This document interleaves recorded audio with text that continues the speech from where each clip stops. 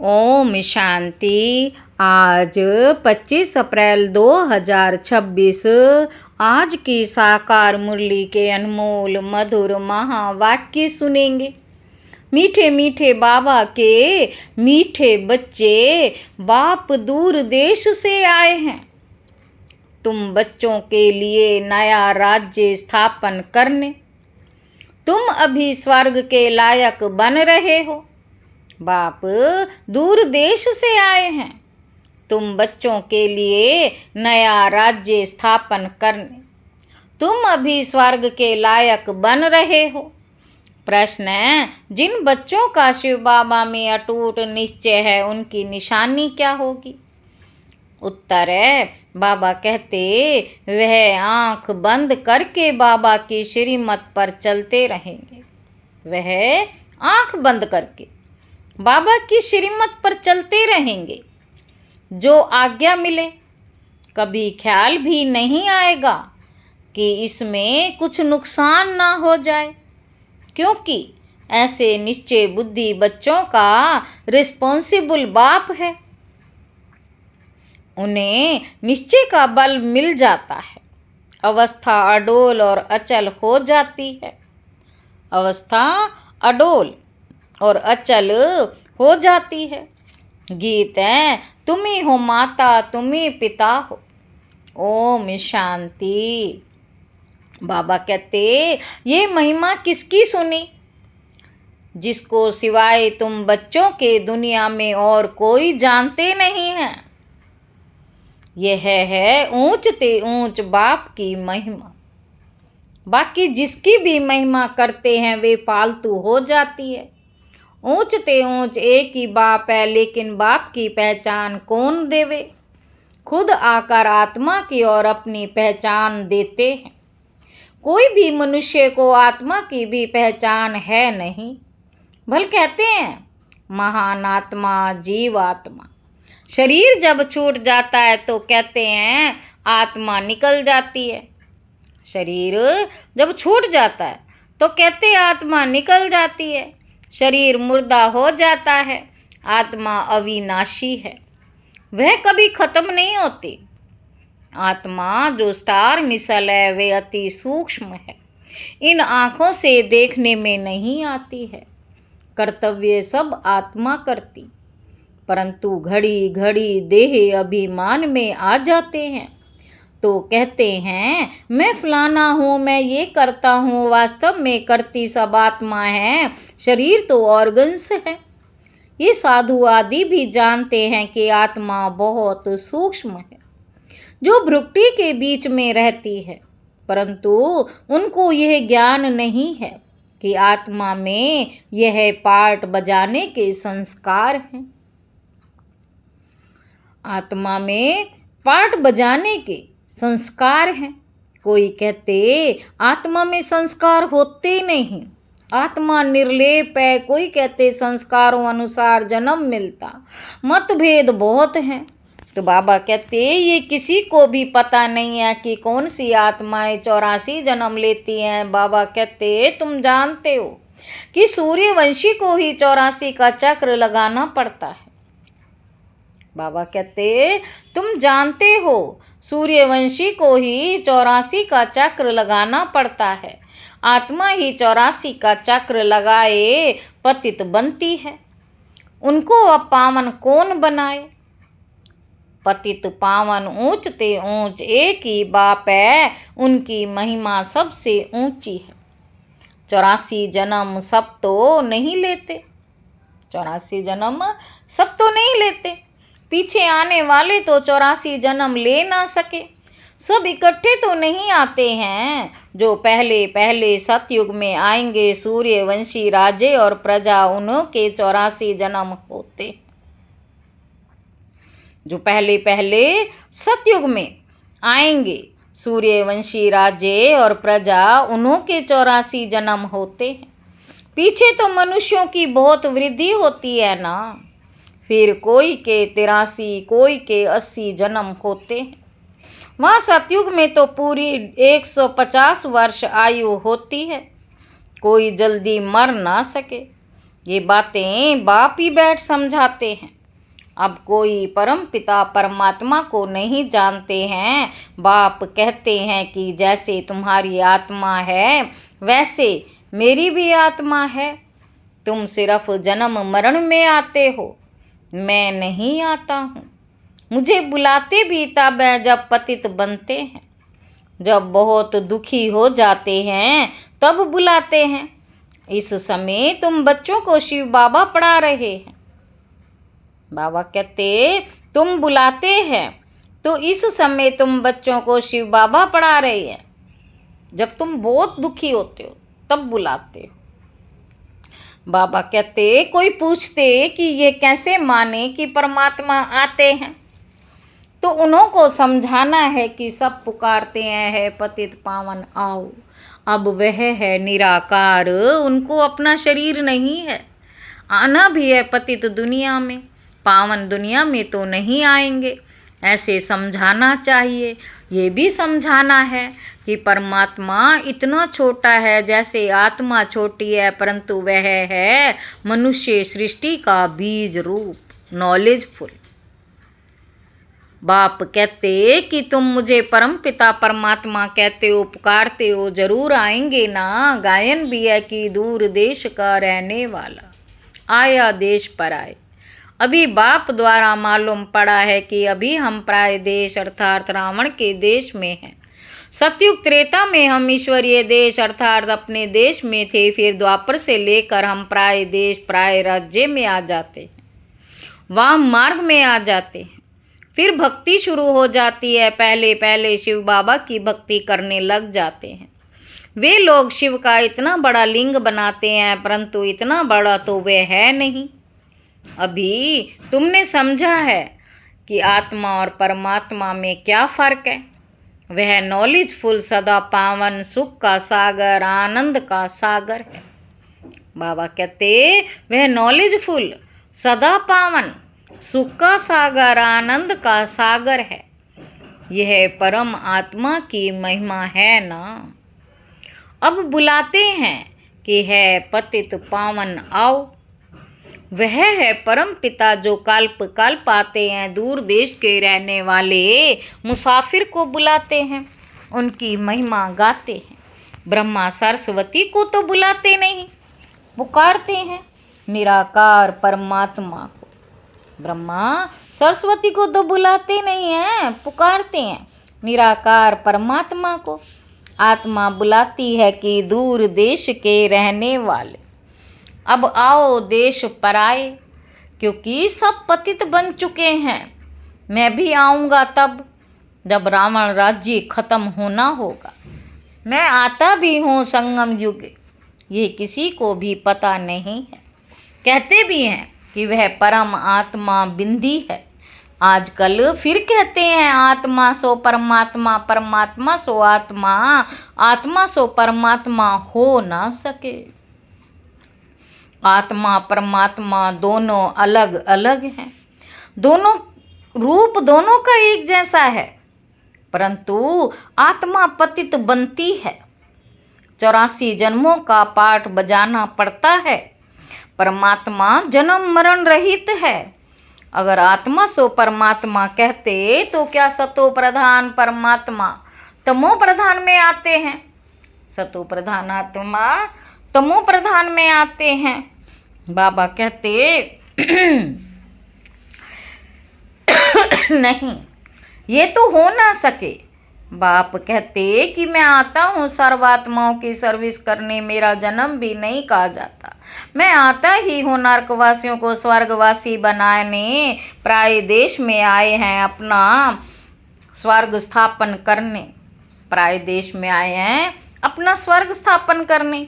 बाप ही आकर हमको स्वर्ग का मालिक बनाते हैं। ये भी समझाया है कि और आत्माओं का पाठ अपना अपना है। परमात्मा जन्म मरण रहित है। आते भी जरूर हैं, तब तो शिवरात्रि मनाते हैं, लेकिन वह कब आए यह कोई नहीं जानते। ऐसी ही शिव जयंती मनाते आए हैं।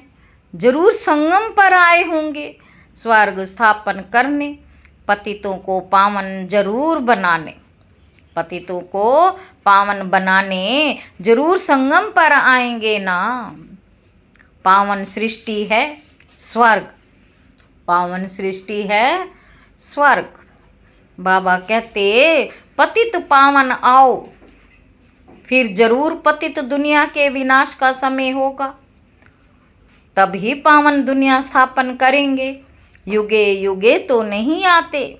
बाप कहते मुझे संगम पर ही आकर पतित दुनिया को पावन बनाना है। ये प्राया देश है रावण का देश, परंतु यह कोई मनुष्य थोड़ी जानते हैं कि रावण का राज्य चल रहा है। कब से ये रावण राज्य शुरू हुआ कुछ भी पता नहीं। पहली पहली मुख्य बात आत्मा और परमात्मा का राज समझाना है, फिर समझाना है कि वह कल्प के संगम युगे पर आते हैं पावन बनाने। ये काम उनका ही है, ना कि श्री कृष्ण का। श्री कृष्ण तो खुद ही 84 जन्म ले नीचे उतरते हैं। सूर्यवंशी सब नीचे उतरते हैं। झाड़ आधा ताजा आधा पुराना थोड़ी ही होगा। झाड़ आधा ताजा आधा पुराना थोड़े ही होगा। जड़ जड़ी भूत अवस्था सबकी होती है। कल्प की आयु का भी मनुष्यों को पता नहीं है। बाबा कहते शास्त्रों में लंबी चौड़ी आयु दे दी। ये बाप ही बैठ समझाते हैं, इसमें और प्रश्न उठ ना सके। रचता बाप सच्ची बोलते हैं। हम इतने बीके हैं, सब मानते हैं तो जरूर तब तो मानते हैं, आगे चल सब निश्चय होगा तो समझ में भी आ जाएगा। पहले पहले मनुष्यों को ये समझाना है कि परम पिता परमात्मा निराकार दूर देश से आए हैं, परंतु किस शरीर में आए, सूक्ष्म वतन में आकर क्या करेंगे। जरूर यहाँ आना पड़े। प्रजापिता ब्रह्मा भी यहाँ चाहिए। ब्रह्मा कौन है ये भी बाप बैठ समझाते हैं। जिसमें प्रवेश किया है वह अपने जन्मों को नहीं जानते थे। बाबा कहते तो बच्चे भी नहीं जानते थे। बच्चे भी तब बनते जब मैं अडॉप्ट करता हूँ। मैं इन साकार सहित बच्चों को समझाता हूँ कि क्या तुम अपने जन्मों को भूल गए हो, क्या तुम अपने जन्मों को भूल गए हो। अभी सृष्टि का चक्र पूरा होता है, फिर रिपीट होगा। मैं आया हूँ पावन बनाने के लिए, राजयोग सिखाने के लिए। पावन बनने का और कोई रास्ता नहीं है। बाबा कहते पावन बनने का और कोई रास्ता नहीं है। अगर ये राज मनुष्य जानते तो गंगा आदि पर स्नान करने, मेले आदि पर जाते नहीं। इन पानी की नदियों में तो सदैव स्नान करते रहते हैं, द्वापर से लेकर करते आए हैं। समझते हैं कि गंगा में डुबकी मारने से पाप नाश होंगे, परंतु कोई के भी पाप नाश नहीं होते। पहले पहले तो आत्मा और परमात्मा का ही राज बताओ। आत्माएं ही परमात्मा बाप को पुकारती हैं। वे निराकार है, आत्मा भी निराकार है। इन ऑर्गन्स द्वारा आत्मा पुकारती है। भक्ति के भगवान को आना है, भक्ति के बाद भगवान को आना है। ये भी ड्रामा में पार्ट है। बाप कहते हैं मुझे नई दुनिया स्थापन करने आना पड़ता है, मुझे नई दुनिया स्थापन करने आना पड़ता है। शास्त्रों में भी है कि भगवान को संकल्प उठा तो जरूर ड्रामा प्लान अनुसार संकल्प उठा होगा। आगे इन बातों को थोड़े समझते हैं थे, दिन प्रतिदिन समझते जाते हैं। बाप कहते मैं तुमको नई नई गुहिया बातें सुनाता हूँ। सुनते सुनते समझते जाते हैं, सुनते सुनते समझते जाते हैं। आगे ऐसे नहीं कहते थे कि शिव बाबा पढ़ाते हैं। अब तो अच्छी रीति समझ गए हैं और भी समझने का बहुत पड़ा है। रोज समझाते रहते हैं कि कैसे किसको समझाना चाहिए। बाबा कहते पहले से ये निश्चय करें कि बेहद का बाप समझाते हैं तो वे जरूर सत्य बताएंगे। इसमें मूंझने की तो बात ही नहीं है। बाबा कहते बच्चे कोई पक्के हैं कोई कच्चे हैं। कच्चा है तो कोई को समझा नहीं सकता। ये तो स्कूल में भी नंबरवार होते हैं। बहुतों को ये संशय पड़ता है कि हम कैसे समझें कि परम पिता परमात्मा आकर पढ़ाते हैं, क्योंकि उन्होंने बुद्धि में श्री कृष्ण ने ज्ञान सुनाया। अब पति दुनिया में तो श्री कृष्ण आ नहीं सकता, ये उनको सिद्ध करो कि परमात्मा को ही आना पड़ता है। पतित दुनिया पतित शरीर में बाप ये समझते हैं, पतित दुनिया पतित शरीर में है। बाप ये भी समझते हैं कि हर एक की अपनी अपनी बुद्धि है। कोई तो झट समझ जाते हैं, जितना हो सके समझाना है। ब्राह्मण सब एक जैसे नहीं होते, परंतु देह अभिमान बच्चों में बहुत है। ये बाबा भी जानते हैं कि नंबरवार है, डायरेक्शन पर बच्चों को चलना पड़े। बड़ा बाबा जो कहे वे मानना चाहिए, बाबा जो कहे मानना चाहिए। गुरुओं आदि की तो मानते आए हो, अब बाप जो स्वर्ग में ले जाने वाला है उनकी बात तो आंख बंद कर माननी चाहिए। परंतु ऐसे निश्चय बुद्धि है नहीं, भल उसमें नुकसान हो व फायदा हो मान लेना चाहिए। भल समझो नुकसान भी हो जाए फिर भी बाबा कहते हैं ना, हमेशा ऐसे समझो कि शिव बाबा ही कहते हैं। ब्रह्मा के लिए मत समझो, रिस्पॉन्सिबल शिव बाबा होगा, उनका ये रथ है, वे ठीक कर देंगे, कहेंगे कि मैं बैठा हूँ। हमेशा समझो कि शिव बाबा ही कहते हैं। ये कुछ नहीं जानते, ऐसे ही समझो। एक तरफ तो निश्चय रखना चाहिए, शिव बाबा कहते मेरा मानते रहो तो तुम्हारा कल्याण होता रहेगा। ये ब्रह्मा भी अगर कुछ कहते तो उनका भी रिस्पॉन्सिबल मैं हूँ। तुम बच्चे फिक्र नहीं करो, शिव बाबा को याद करने से अवस्था और ही पक्की हो जाएगी। निश्चय में विकर्म भी विनाश होंगे, बल भी मिलेगा। जितना बाबा को याद करेंगे उतना बल जास्ती मिलेगा। जो श्रीमत पर चल सर्विस करते हैं वही ऊंच पद पाते हैं, वही ऊंच पद पाएंगे। बहुतों में देह अभिमान बहुत रहता है। बाबा देखो सब बच्चों से कैसे प्यार से चलता है, सबसे बात करते रहते हैं, बच्चों से पूछते हैं कि ठीक बैठे हो।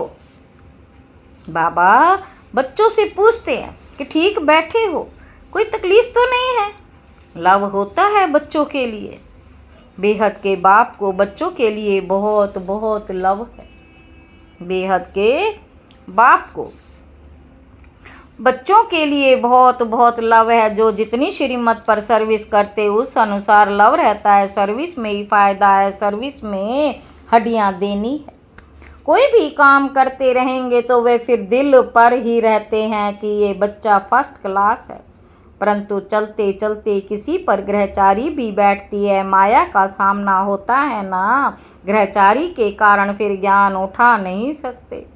कई तो फिर कर्मणा सेवा अथक होकर करते हैं। तुम्हारा काम है सबको सुख धाम का मालिक बनाना। बाबा कहते तुम्हारा तो काम है सबको सुख धाम का मालिक बनाना, किसी को दुख नहीं देना। ज्ञान नहीं है तो फिर बहुत दुख देते, फिर कितना भी समझाओ तो समझते नहीं। पहले पहले समझानी देनी है आत्मा और परमात्मा की, कैसे आत्मा में 84 जन्मों का पार्ट भरा हुआ है, जो अविनाशी पार्ट है, कभी बदलने का नहीं। ड्रामा में नूंधा हुआ है, निश्चय वाला कभी हिलेगा नहीं। बहुत हिल जाते हैं पिछाड़ी में, जब भंबोर को आग लगेगी तब अचल बन जाएंगे। अभी तो बहुत युक्ति से समझाना है। अच्छे अच्छे बच्चे तो सर्विस पर रहते हैं, दिल पर चढ़े रहते हैं, बहुत तीखे जाते रहते हैं, बहुत मेहनत करते हैं। उनको सर्विस का बहुत शौक़ रहता है। जिनमें जो गुण है वे बाबा वर्णन करते हैं, जिनमें जो गुण है वे बाबा वर्णन करते हैं। अच्छा मीठे मीठे सिक्के लधे बच्चों प्रति माता पिता बाप दादा का याद प्यार और गुड मॉर्निंग। रूहानी बाप की रूहानी बच्चों को नमस्ते। हम रूहानी बच्चों की रूहानी बाप दादा को याद प्यार और गुड मॉर्निंग। नमस्ते बाबा, नमस्ते, शुक्रिया बाबा, शुक्रिया। धारणा के लिए मुख्य सार पहला पॉइंट है सर्विस में हड्डियां देनी है, किसी भी बात में संशय नहीं उठाना है, सबको सर्विस से सुख देना है, दुख नहीं। दूसरा पॉइंट है निश्चय के बल से अपनी अवस्था को अडोल बनाना है। जो श्रीमत मिलती है उसमें कल्याण समाया हुआ। क्योंकि रिस्पॉन्सिबल बाप है, इसीलिए फिक्र नहीं करना है। वरदान है योग युक्त स्थिति द्वारा सूक्ष्म व कड़े बंधनों को, योग युक्त स्थिति द्वारा सूक्ष्म व कड़े बंधनों को क्रॉस करने वाले बंधन मुक्त भव। योग युक्त की निशानी है बंधन मुक्त। योग युक्त बनने में सबसे बड़ा अंतिम बंधन है स्वयं को समझदार समझकर श्रीमत को अपनी बुद्धि की कमाल समझाना, अर्थात श्रीमत में अपनी बुद्धि मिक्स करना, जिसे बुद्धि का अभिमान कहा जाता है। दूसरा पॉइंट है जब जब कभी कोई कमजोरी का इशारा देता है अथवा बुराई करता है, यदि उस समय जरा भी व्यर्थ संकल्प चला तो भी बंधन है। जब इन बंधनों को क्रॉस कर हार जीत निंदा स्तुति सम्मान स्थिति बनाओ, तब कहेंगे संपूर्ण बंधन मुक्त। स्लोगन है पहले सोचना फिर करना, यही ज्ञानी तू आत्मा का गुण है। पहले सोचना फिर करना, यही ज्ञानी तू आत्मा का गुण है। ये अव्यक्त इशारे महान बनने के लिए मधुरता और नम्रता का गुण धारण करो। जैसे अनजान बच्चा नुकसान वाली चीज को खिलौना समझता है तो उसे कुछ देर छुड़ाना पड़ता है, उसे कुछ देकर छुड़ाना पड़ता है। ऐसे जो अल्पकाल का मान शान व अल्पकाल की इच्छा रखते हैं, उन्हें मान देकर स्वयं निर्माण बन जाओ। उस समय यदि उन्हें शिक्षा देंगे तो टकराव पैदा होगा। इसीलिए ऐसे समय पर युक्त चलन से परोपकारी बन क्षमा भाव से सम्मान देकर पहले उन्हें समझदार बनाओ, जिससे वे स्वयं महसूस करें कि ये बात नुकसान कारक है। अच्छा, ओम शांति।